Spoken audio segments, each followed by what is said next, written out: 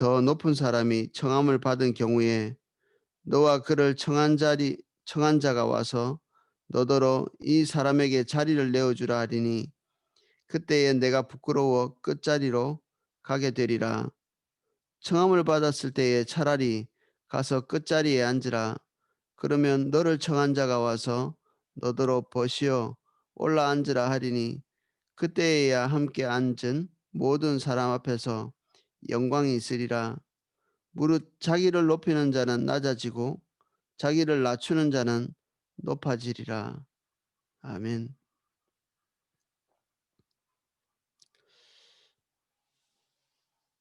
저번 시간에 우리가 봤던 내용하고 연결선상에 있는 내용입니다.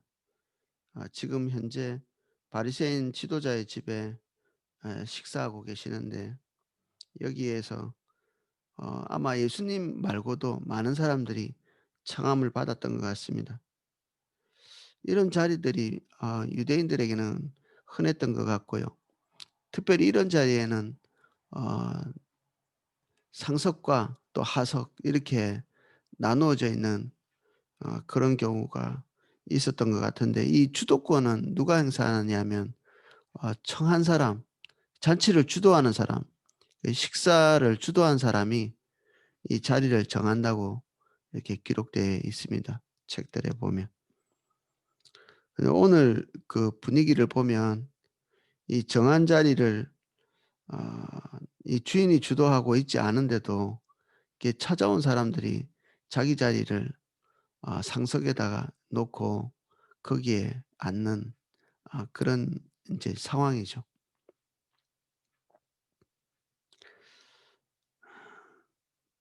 예수님께서 이런 부분들을 보고 말씀을 하십니다. 뭐 가르쳐 달라고 한 것도 아닌데 예수님께서 먼저 이렇게 얘기하시죠. "내가 누구에게나 혼인 잔치에 청함을 받았을 때 높은 자리에 앉지 말라. 그렇지 않으면 너보다 더 높은 사람이 청함을 받은 경우에 너와 그를 청한 자가 와서 너더러 이 사람에게 자리를 내어 주라 하리니 그때에 내가 부끄러워 끝자리로 가게 되리라."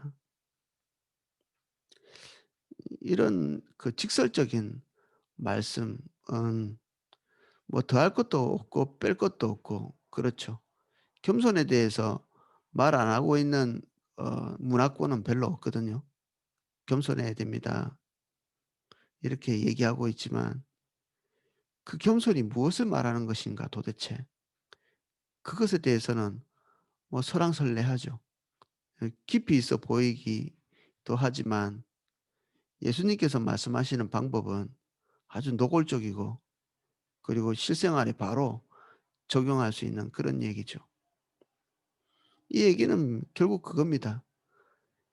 이 사람 앞에서의 겸손과 하나님 앞에서의 겸손이 무관하지 않은 거죠.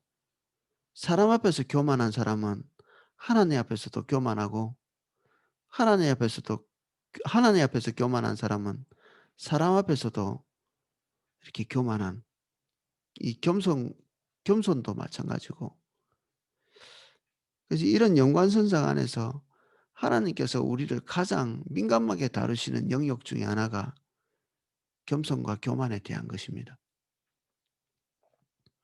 그래서 이것에 대한 징벌 또는 상 이것이 즉각적이죠. 저도 하나님 앞에서 어떤 죄가 이렇게 있지만 다른 죄들은 제가 생각한 것보다 덜 혹독하게 하나님께서 저를 다루시는 경우가 자주 있거든요. 그런 경우를 통해서 제가 배우는 것은 하나님의 자비와 용납이 나를 향해 있구나 이런 것들을 배웁니다.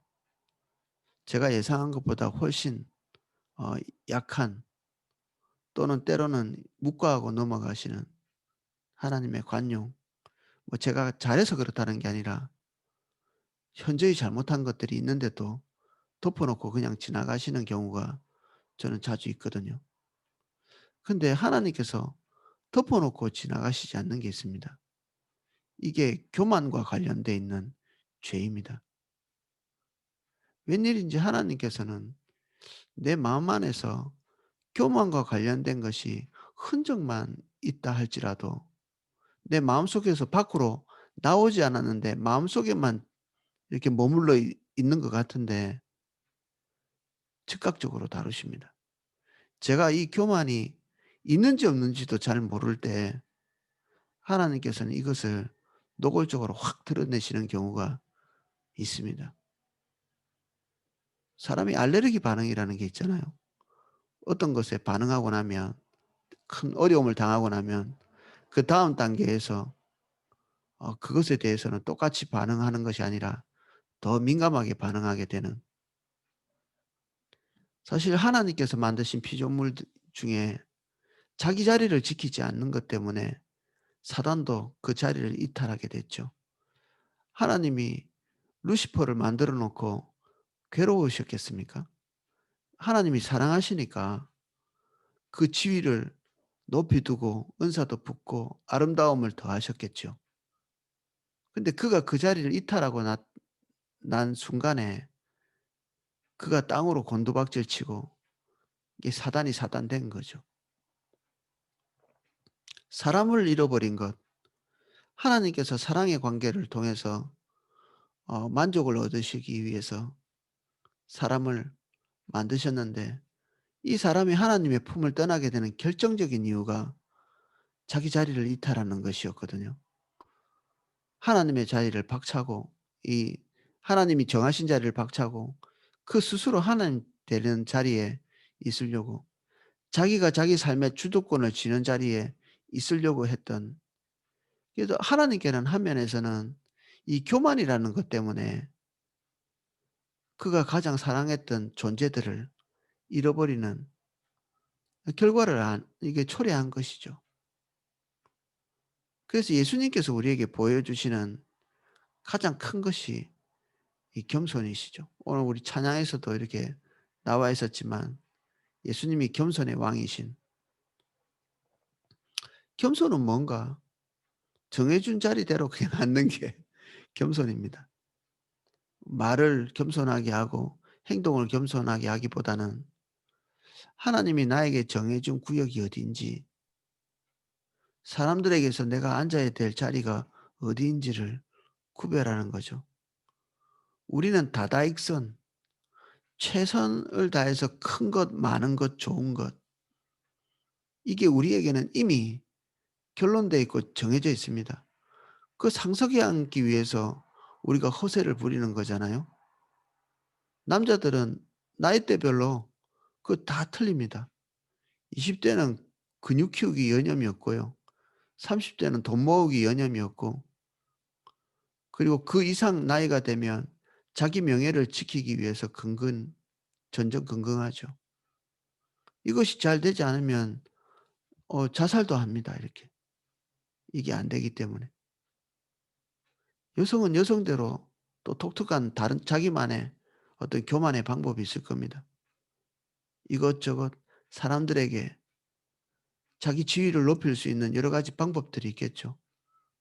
저는 여자가 아니라서 정확하게 잘 모르겠지만 남자 입장에서는 그렇습니다. 이런 과정을 통해서 자기 지위를 높이려고 하는, 차를 사는 것도 이 계통이 있다면서요.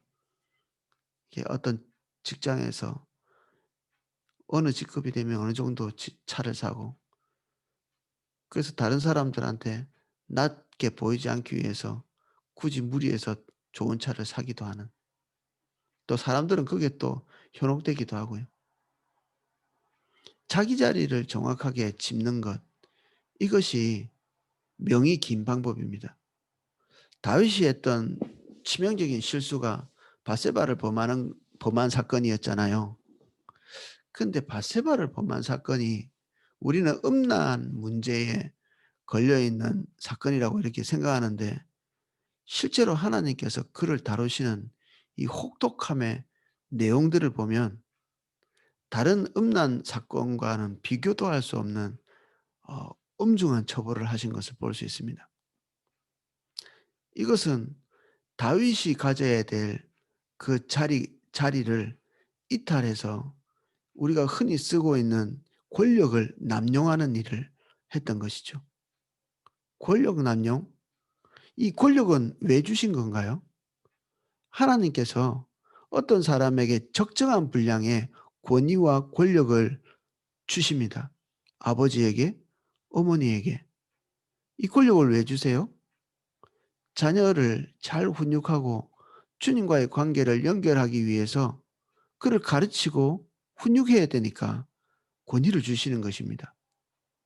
근데 이 권위가 자기의 유익을 위해서 쓰여지기 시작할 때 여기에서 문제가 되기 시작합니다.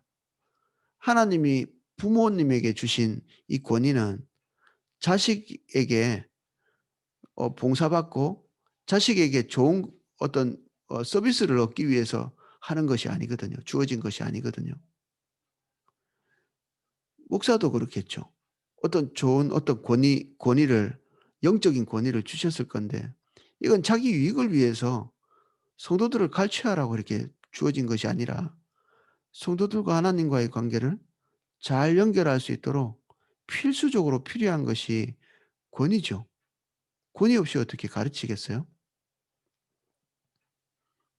나라의 권위가 있다, 이렇게 있다 쳐도 뭐 국회의원이나 대통령이나 시장이나 이런 권위를 가지고 그리고 권력을 가지고 백성들이 하나님의 아젠다로 갈 수 있도록 하나님이 기대하시는 대로 이렇게 인도하고 그 적정선 안에서 그 권력을 사용해야 되는 거죠.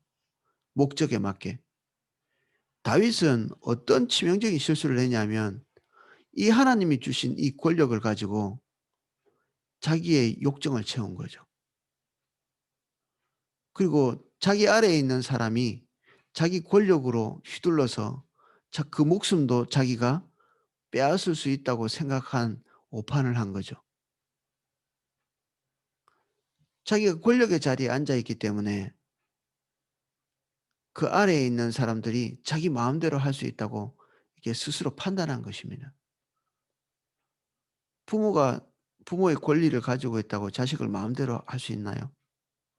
그렇게 하려고 하는 시도는 금방 좌절을 겪게 될 것입니다. 왕도 하나님께서 주신 그 권력을 그 목적에 따라 쓰지 않으면 완전히 이탈돼서 하나님께서 그 자리에서 중대한 징벌을 가하시죠. 다윗의 삶에 있었던 가장 혹독한 그 삶의 그 결과물들은 다 이 권력의 남용에서 나옵니다. 자기가 하나님으로부터 받았던 이 권력을 하나님께서 주신 목적대로 사용하지 못했을 때 치명적인 문제가 생기죠. 하나님이 맡기신 것이 크면 클수록 이것을 잘못 사용할 때 중대한 문제가 더 크게 발생하게 되죠. 이스라엘의 왕은 더 큰 의미를 가지고 있습니다. 온 열방이 주님께로 돌아와서 하나님과 관계를 맺게 되는, 그래서 하나님의 백성들을 주님께로 인도해야 될 더 절대절명의 사명을 가지고 있는 거죠. 이스라엘의 왕은 열방이 주님께로 돌아오게 하기 위해서. 근데 다윗이 이 열방의 사람이라고 볼 수 있는 이 히타이트 출신, 이스라엘 사람이 아닙니다. 히타이트 출신의 사람, 햇사람 우리아를 살해하죠. 이것은 음란 죄를 짓고, 이것도 나쁜 죄지만 음란 죄를 짓고 그것을 덮기 위해서 급급했던 이것과는 비교도 할 수 없는 더 큰 의미의 중대한 실책이 있는 거죠. 이것이 자기 자애를 이탈한 죄, 교만죄입니다. 하나님이 나에게 정해 주신 자리, 동시에 사람들이 나에게 앉으라고 이렇게 배려해 준 자리, 이 자리가 어디까지 영향을 미쳐야 되는지 스스로 아는 것이 지혜죠. 이게 스스로 아는 것이 겸손이고, 이 자리를 이탈하고 나면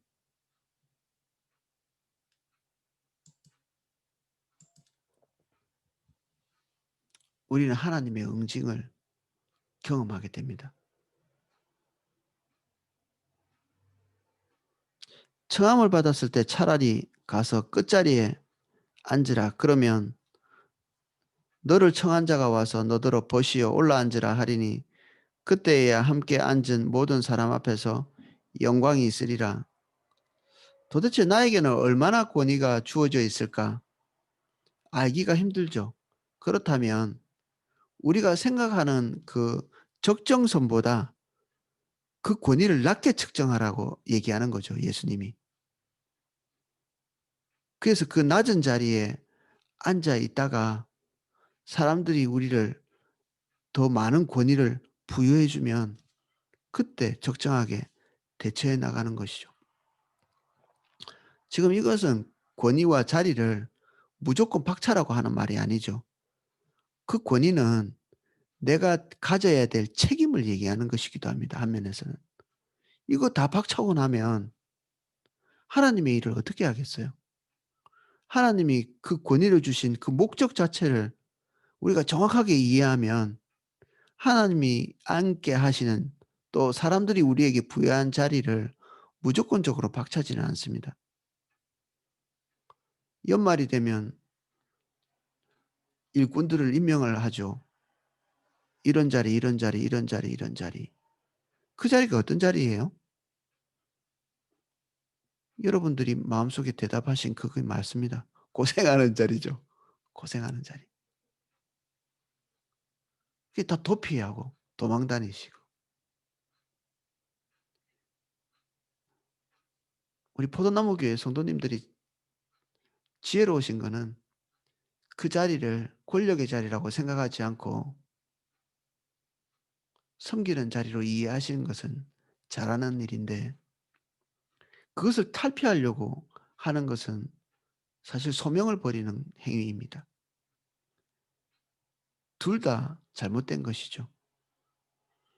권력의 자리인 줄 알고 그냥 할 수 있는 대로 더 좋은 자리 교회에서 앉으려고 하는 것도 이 치명적인 문제가 되지만 주님께서 어떠한 특정한 자리를 앉게 하셨을 때 우리가 동양에 잘못되어 있는 겸손의 자세를 가지고 무조건 박차고 사양하고 하는 이것도 이렇게 문제가 되죠. 하나님께서 우리를 부르신 이유는 그 자리에서 역량을 발휘하면서 하나님께서 부여하신 그 권위와 권력을 가지고 사람들에게 봉사하라고 하는 거잖아요. 교회에 봉사하고. 그래서 이게 까다롭고 어렵습니다. 한 면에서는. 은혜가 필요하죠. 주님 도와주십시오 하는 수밖에 없습니다. 하면서 우리가 그 자리에 어떻게 항상 이렇게 유지할 수 있나요? 죄인 된 우리가. 근데 한 면에서는 저는 그렇게 큰 걱정을 하지 않습니다. 때로는 부끄럽고 창피하지만 하나님께서 수치라는 방법을 통해서 저를 깨우쳐 주실 때가 많이 있는 것을 저는 경험하거든요. 제가 저에게 부여되어 있는 것보다 더 많이 앞서 나가 있을 때 하나님께서 꼭 부끄러움과 수치를 당하게 하십니다. 창피하고. 내가 다른 사람에게 좀 잘났게 보이게 하기 위해서 설교 시간에 오버할 때 그거 정말 실수 많이 하거든요. 나 부끄러운 틀린 얘기를 할 때도 있고 나보다 더 지식이 많은 사람한테 창피를 당할 때도 있고 그래요. 잘못 얘기해 가지고. 그러면 뭐 이거 수습하고 싶잖아요, 사람이. 근데 이 부끄러움을 수습하는 것보다 자복하는 것이 훨씬 낫습니다. 부끄러움을 수습한다는 것은 자기가 그 자리 어떤 높은 자리, 교만한 자리에 앉는 것을 계속 유지하고 싶다는 얘기잖아요. 근데 이거 단념해야 됩니다. 이거 빨리. 단념하고 내려와서 자기의 올바르지 않은 그 수치 이것들을 그냥 받아들이고 마시고 자기 자리를 다시 돌아오는 거죠. '제가 실수했네요.' 이렇게 하는 거죠 그냥. 그래서 주님께서 우리에게 정하시고 동시에 사람이 우리에게 정한 자리 그 영역을 잘 구분하고, 잘 구분할 수 없다면 그거보다 조금 더 낮추어서 자기 자리를 잡는 것이 지혜라고 오늘 예수님께서 말씀하십니다. 11절 무릇 자기를 높이는 자는 낮아지고 자기를 낮추는 자는 높아지리라. 이런 구절은 꼭 어떻게 이용되냐면 높아지기 위한 방편으로 스스로를 낮추는 액션을 하는, 퍼포먼스를 하는, 이런 걸로 이용당하죠. 이 말이. 하나님께서 물질적으로 봉사하고 하나님 앞에서 자기 것을 내어드린 자에게 명예를 주실 때도 있고, 또는 또 다른 물질적인 축복을 주실 때가 있는데, 이런 것들을 악용하는 사례가 종종 있죠. 복받기 위해서 헌금하고 축복을 목표로 해서 어떤 봉사를 하기도 하고 이러죠. 그리고 교회 지도자들은 그런 것들을 이용해서 봉사하게 하거나 헌금하게 하거나, 희생이라는 것은 그 뒤에 대가가 없는 것입니다. 하나님께 제사 드릴 때 그것은 우리가 가지고 있는 것들을 단념하는 과정이죠. 한 면에서는.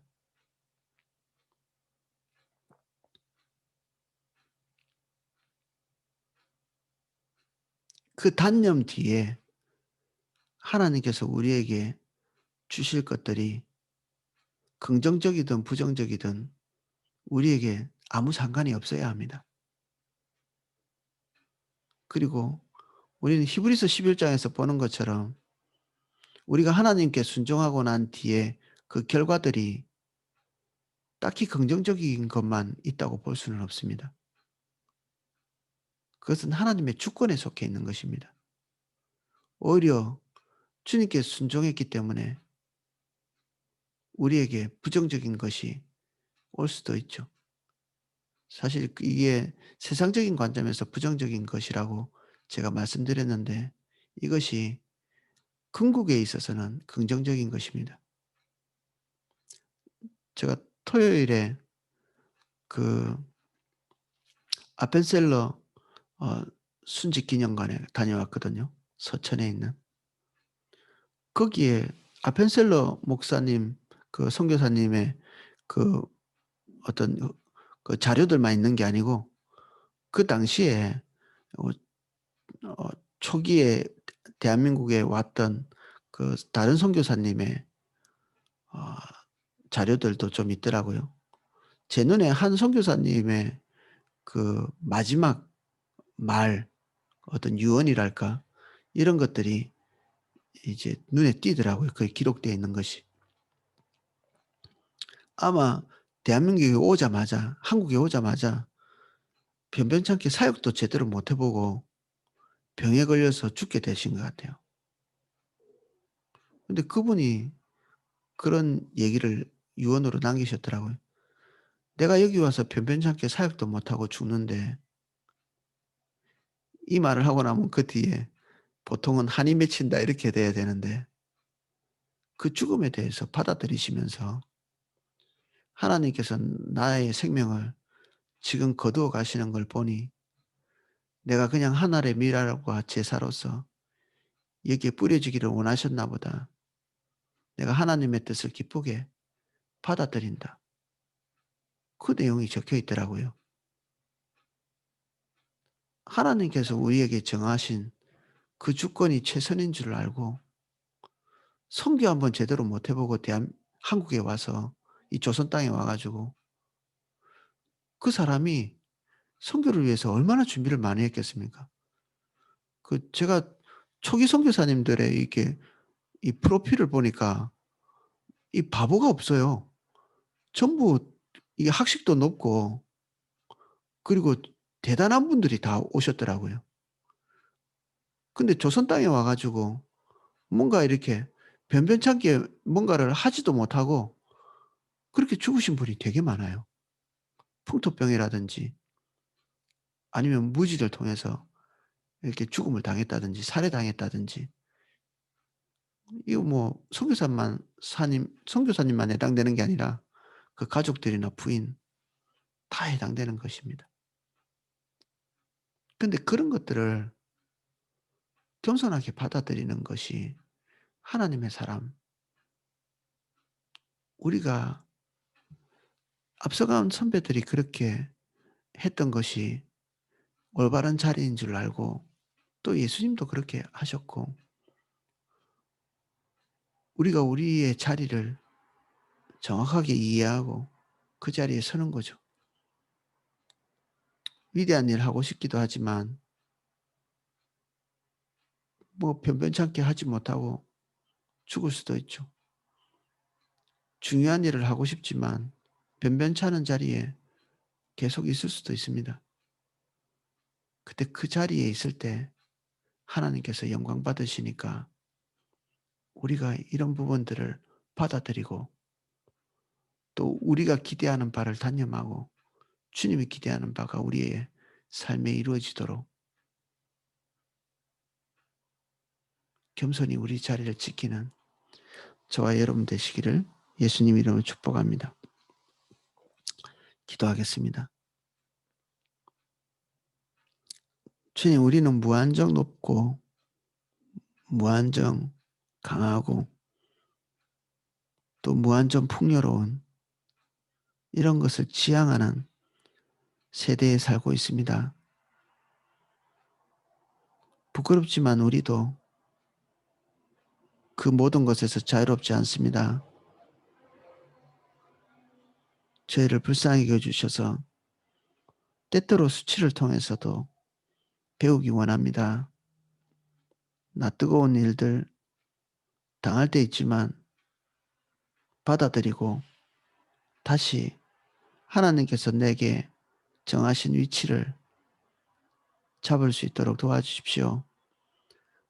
내게 권위와 권세 주신 영역이 있다면 왜 주셨는지를 정확하게 이해하고 그 권력 내에서 성실하게 봉사할 수 있도록 도와주시고 우리 손에 쥐어주신 그 영역, 섬기기 위해 주신 그 바운더리 내에서 내 계획, 내 유익 구하지 않도록 도와주시옵소서. 이 나라의 정치 지도자들을 예수님 이름 축복합니다. 하나님과 사람들이 그 부여해 준 그 권력의 의미를 이해하고 선 밖으로 나가지 않도록 도와주십시오. 선 밖으로 나가지 않을 수 있는 사람이 누가 있겠습니까? 주님, 부끄러움과 수치가 즉각적으로 임할 것입니다. 그러할 때도 그 자리에서 자신의 일을 성실하게 해 나갈 수 있도록 도와주십시오. 미치지 못할 기이한 일을 행하는 자가 되지 않게 해 주십시오. 겸손히 주님 따라 갈 수 있도록 도와주십시오. 오늘 우리가 우리의 자리를 다시 점검합니다. 그리고 그 자리에서 무엇을 하는 것이 올바른 것인지 다시 점검할 수 있는 지혜를 주십시오.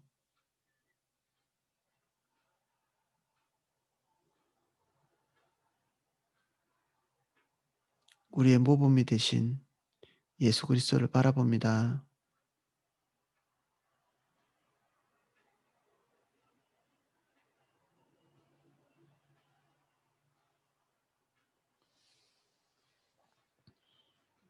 여기 모여 예배하는 모든 분들 예수님 이름으로 축복합니다. 한 분 한 분 안에 예수 그리스도의 마음, 그 겸손의 마음을 기름 부어 주십시오.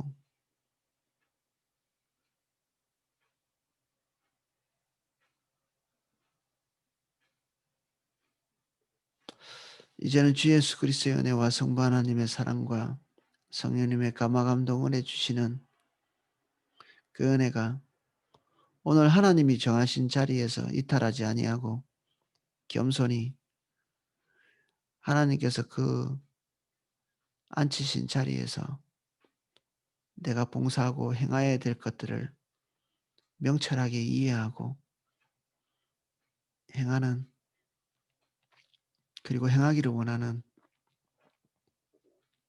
우리 삼사교구 모든 성도님들, 그리고 예배에 참여하는 모든 분들에게 그 은혜가 이제로부터 영원까지 넘치게 기름 부어지기를 축원하옵나이다. 아멘. 예, 감사합니다.